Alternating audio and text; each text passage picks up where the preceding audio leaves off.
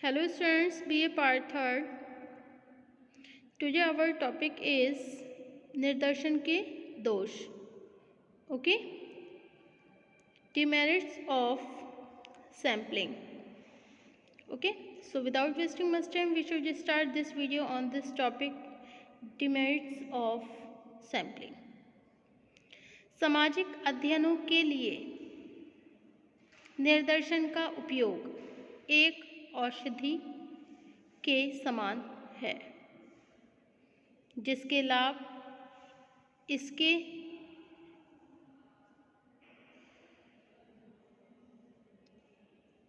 अत्यधिक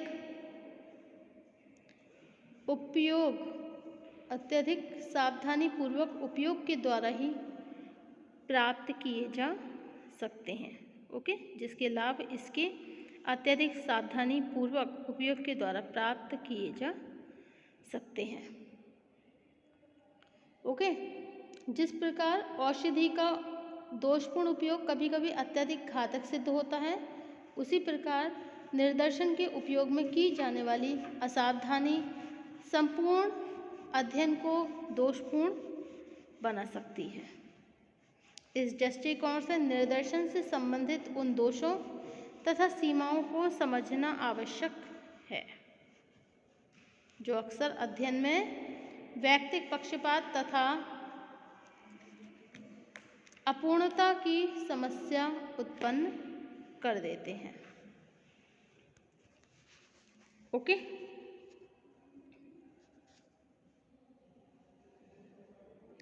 नंबर 1 है आपका problem of representative sample. Means प्रतिनिधि निर्दर्शन में कठिनाई. ओके.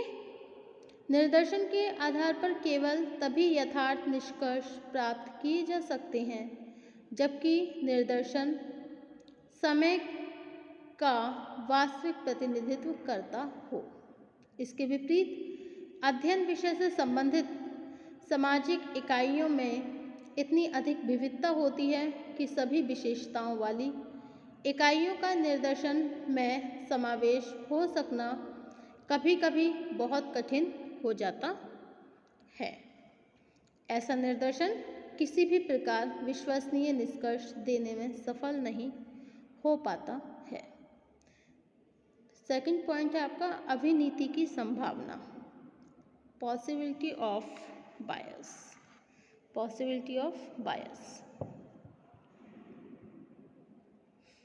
निर्दर्शन के चुनाव में अध्ययनकर्ता का सदैव तटस्थ होना तथा स्वीकृत नियमों का पालन करना आवश्यक नहीं होता.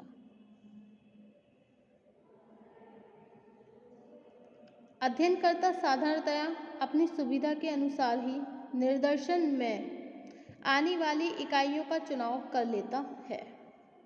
कभी कभी वह इकाइयों का चयन इस प्रकार करने का प्रयत्न करता है जिससे उसके व्यक्तिगत विचारों अथवा पूर्व धारणाओं को ही प्रमाणित किया जा सके.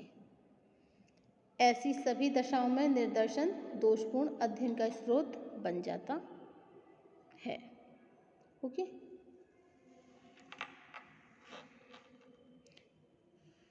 अब नेक्स्ट है आपका पॉइंट पर्याप्त ज्ञान का अभाव, लेक ऑफ एडिक्यूट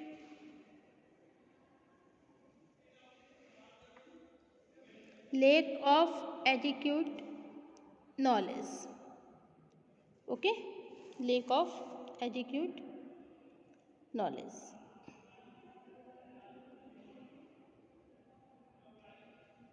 एक प्रतिनिधि निर्दर्शन चुनाव के लिए अध्ययन विषय के गहरे ज्ञान और वैयक्तिक सूझबूझ की आवश्यकता होती है.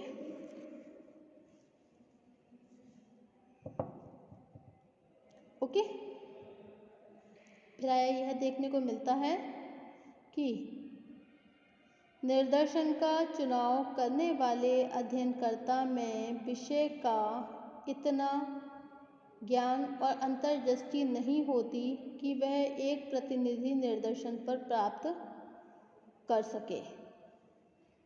इस संबंध में एक प्रमुख कठिनाई यह है कि व्यवहारिक रूप से निर्दर्शन का चुनाव अध्ययन के आरंभिक स्तर पर ही कर लिया जाता है।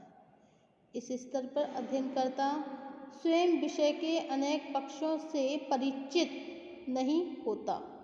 बाद में जब उसे निर्देशन की कमियों का अनुभव होता है तब तक वह इसमें कोई परिवर्तन कर सकने में स्वयं को पूर्णतया असहाय पाता है।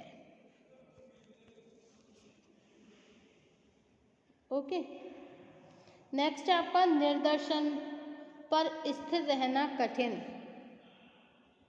मीन्स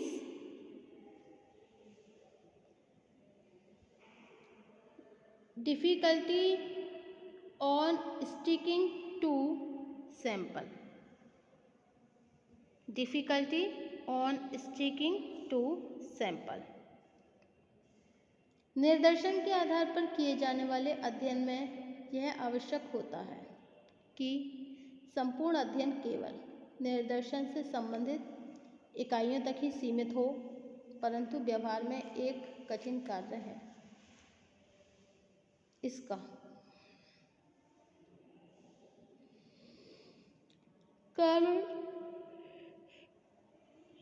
कारण यह है कि निर्देशन में अक्सर ऐसे व्यक्तियों का समावेश हो जाता है जिनके स्थानांतरण, बीमारी, असहयोग तथा भौगोलिक पृथकता आदि के कारण उनसे संपर्क स्थापित रहना चाहिए। ओके,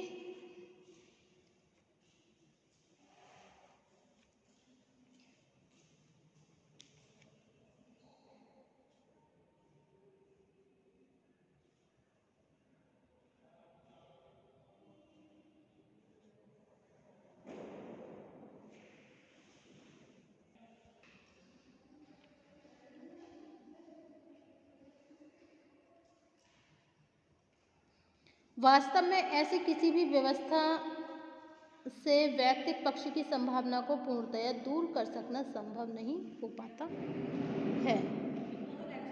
यह स्थिति स्वयं निर्देशन विधि की प्रक्रिया से संबंधित एक महत्वपूर्ण दोष स्पष्ट करती है। ओके,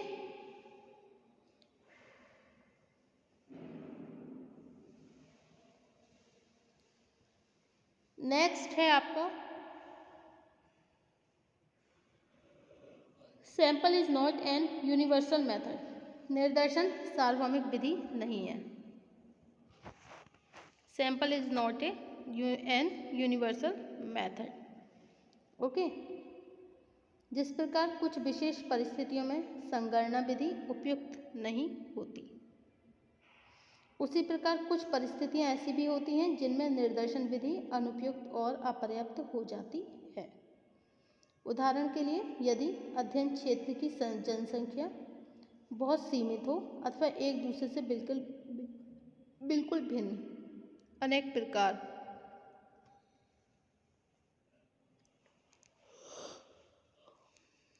की विशेषताओं को प्रदर्शित करती हो, तो एक प्रतिनिधिपूर्ण निर्देशन का चुनाव बहुत कठिन हो जाता है। इसका तात्पर्य यह है कि सभी प्रकार के अध्ययन विषयों तथा क्षेत्रों में निर्देशन का उपयोग एक सार्वभौमिक विधि के रूप में नहीं किया जा सकता है। नेक्स्ट है आपका निर्देशन संबंधी जटिलताएं।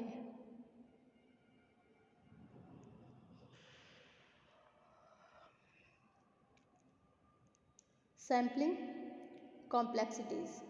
निर्देशन का चुनाव एक अत्यधिक जटिल प्रक्रिया है। यह निर्धारित करना बहुत कठिन कार्य है कि निर्देशन का आकार क्या हो, निर्देशन के अंतर्गत किन किन विशेषताओं वाली इकाइयों का समावेश किया जाए।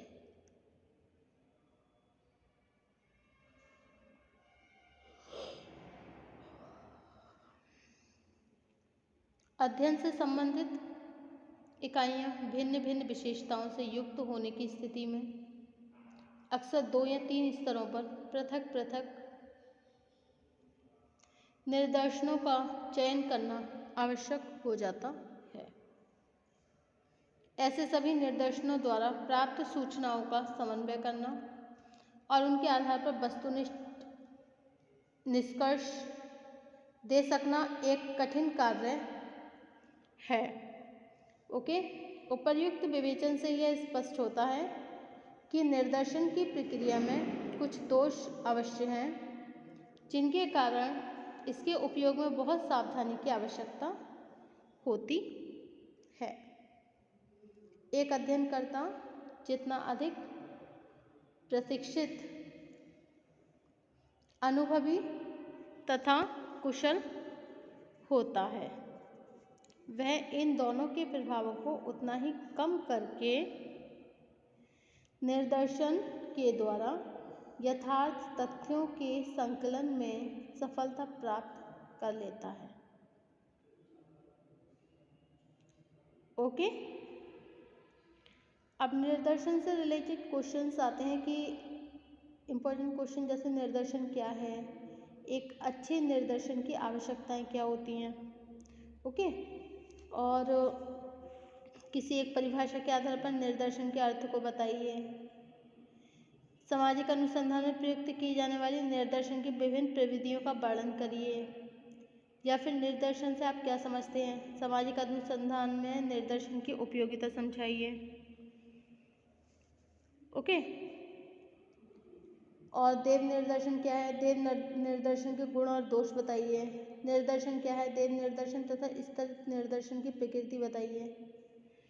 तो ये इस तरह के क्वेश्चंस आपके एग्जामिनेशन पेपर में आते हैं, तो आप उन्हें भी लर्न कर लीजिएगा। ओके, तो फर्स्ट टॉपिक क्या होता है हमारा, problem of representative sample, second possibilities of bias, third lack of adequate knowledge, fourth है difficulty on sticking to sample, and next sampling is not an universal method. Okay, and last, sampling complexities. So thank you for watching my YouTube channel. Thank you so much. Next chapter होगा हमारा प्रश्नावली. Thank you.